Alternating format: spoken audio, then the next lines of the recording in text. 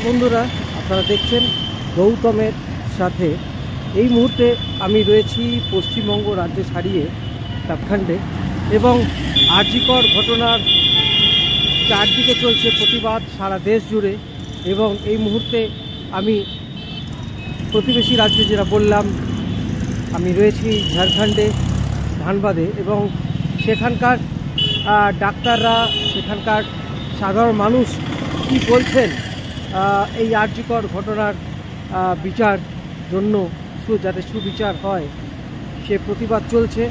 আমরা এখন কয়েকজনের সঙ্গে তো কথা বলবোই। এখন আপনাদের এই মুহূর্তে রানীগঞ্জেও, পশ্চিম বর্ধমান জেলার রানীগঞ্জেও কিন্তু বরাবর প্রথম থেকেই শুরু হয়েছে প্রতিবাদ, এবং ক্যানভাসে প্রতিবাদ। আপনাদের সামনে এই রানীগঞ্জ স্টেশনের সামনে যে ক্যানভাসে প্রতিবাদ আমরা আপনাদের দেখাবো, আপনারা দেখুন গৌতমের সাথে।